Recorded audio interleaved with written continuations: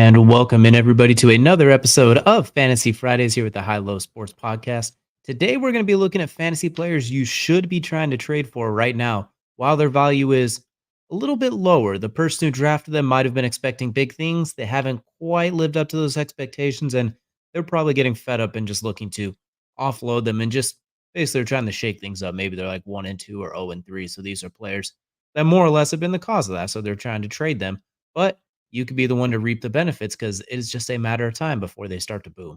We're going to go ahead and start in Chicago with DJ Moore. Buy low right now. His value is, you could probably get him for a lot lower value than what he was drafted for. He has not had a lot of big games, has yet to find the end zone this year. It hasn't quite been, it hasn't been the DJ Moore of last season. I think that's what's holding everybody up. So he's drafted a lot higher, hasn't quite added up. You look at it, he is still in the top 10 in targets. He just doesn't have as many catchable balls, and he doesn't have the best. His targets aren't great. There are a lot of those quick little short dump offs, a little bit of those quick screens from the RPOs. He hasn't got a lot of down the field opportunities. He does have one 40-plus yard game or 40-plus yard play this year, excuse me. So the targets are there. The opportunity is there, just hasn't quite capitalized yet. He's bound to boom. We saw it in the second half of that Colts game and really throughout for him, but second half for the whole offense in general. It started to find a little bit of a groove similar to what the Texans did in the second half against the Colts last year in their week 2 matchup. Bears might have done in week 3. They play a very meh Rams defense so far that has a lot of injuries. Buy now for DJ Moore if you can. Buy him while he's low. Reap the benefits. I think it's only a matter of time. He's the highest paid player in Bears history. They're going to get him the ball, and they're going to get him better targets moving forward. The opportunities are there. They just haven't quite hit yet. They're bound to hit. You're not going to hold him down this much longer. So grab DJ Moore, maybe even bet anytime touchdown score this week. I'm feeling good about that one.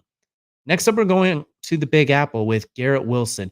Garrett Wilson, the opportunities have been there, not to the same degree as DJ Moore. He's up there in targets. What's kind of catching him is he does have a handful of drops on the year too.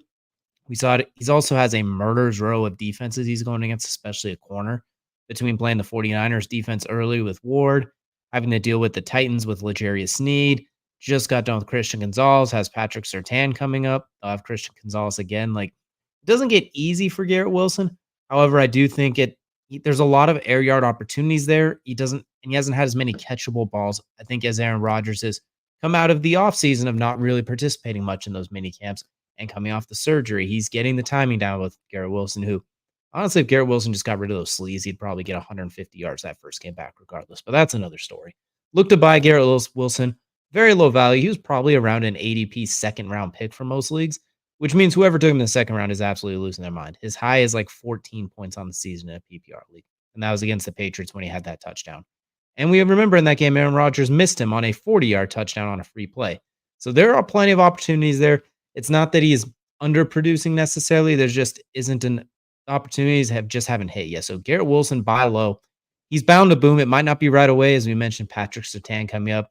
There's some good defense on the horizon, but could be a league-winning type of pickup for you down the stretch and could still be very valuable if you could get him for this low value. Next up, we're going with someone who has had a boom, but has been quiet the last couple of weeks, Jaden Reed with Green Bay. I know he doesn't really play unless it's a 3 wide receiver set. I know when it's 2 receiver sets, he usually comes off. I know he's primarily used kind of in the slot in a lot of options. He is a big play guy. They use him in the run game. They use him in the screen game. We saw it in week 1. They will use him down the field too. Jordan Love is coming back a lot faster than I think a lot of people thought. Keep buy now on Jaden Reed if someone's looking to get rid of him. It's been a quiet last couple of weeks for him, obviously, with Malik Willis in there and the way the defense has been playing. Get Jaden Reed if you can right now, because he is going to be a big-time player down the stretch. He's going to make a lot of big plays. There will probably be some quiet weeks here and there just because how many weapons the offense does have and how they truly do kind of move through everybody. It is a, to quote Golden State, strength in numbers offense, but he is the best receiver as of right now with the most big play opportunities and the most reception opportunities. So get Jaden Reed now while you can. We saw he's capable week 1. Will he mimic that every week? No, probably not. But the last 2 weeks are also not going to be a week in and week out conduciveness of what he's available for. So go get Jaden Reed now if you can. Next up, a player who just scored their first touchdown of the season last night, Rico Dowdle, running back for the Cowboys. I had him on this list before last night's game. So while his value is not going to skyrocket from last night's game, it wasn't an electric game by any means. It might be a little bit higher than it was coming into this, but He has been their leading rusher in a couple of games, which isn't saying much. It's the worst rush offense in the NFL. He did finally get in the end zone. He has received a handful of targets. He's getting red zone carries. Him and Zeke are splitting time, but I think they're seeing Rico Dowdle is going to be kind of like when Tony Pollard and Zeke were splitting carries 3 or so years ago. Dowdle's going to be the guy that makes the big plays for you. He can be the one utilized in the passing game, used in the run game. Zeke's going to be kind of the change of pace hammer or the starting hammer where Rico Dowdle's the change of pace back. He's going to get more and more opportunities. He's led the team in carries, I think, 2 of the 4 games as well, including this last one against the Giants where his carries have gone up. He just had 11, I believe it was, with a catch too and the touchdown. Get Rico Dowdle while you can, an incredibly solid flex player who could maybe even do some spot duty for you at running back if you have a bye week or an injury or something like that. So go get Rico Dowdle now while you can. Last but not least, at quarterback, Anthony Richardson. Incredible week 1. He was a highest scoring player in some leagues, depending on the scoring. They got extra points for big plays like 40 plus 50 yards. In my league where we have that, he was the highest scoring player in fantasy that week. Since then, it has been a roller coaster of emotions. The interceptions have been a little out of control. I think only 1 touchdown in the 2 games, 5 turnovers, if I'm not mistaken, maybe even 6, 5 interceptions for sure.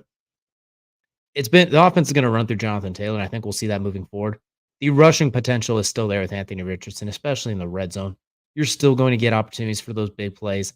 The offense is once they get past this week with the Steelers, the schedule gets a little bit easier. You'll have the likes of Jacksonville, Miami without Tua, some other defenses, Tennessee, that should be a little bit easier for him to just kind of get back on track, maybe complete some of these easy ones he's been pressing and overthrowing, keep the offense on schedule to make room for those big plays. He still is as explosive as any player, especially the quarterback position. Someone probably drafted him in the first 5 or 6 rounds, depending on how they felt about his injury history. And right now, they're probably annoyed. They probably have him on the bench for whoever they took as a backup. See if you can snag him. He might start as a matchup-based quarterback, depending on it, but as he gets things going, if he stays healthy, that rushing potential is there. We saw it last year, and we saw it in week 1 this year. The potential is through the roof. He could be a top 5. He can still finish as a top 5 QB, even despite these last couple of weeks. So here's what we're looking at this week. 4 players you should buy while the value is low in fantasy football. Add them to your team, reap the benefits down the stretch. Let us know down below any other players that you think should be added that people should be looking to add before they start to hit. Maybe some guys that haven't got going yet, or guys that high expectations haven't quite met them yet. But let us know down in the comment section below. We will see you all again next week.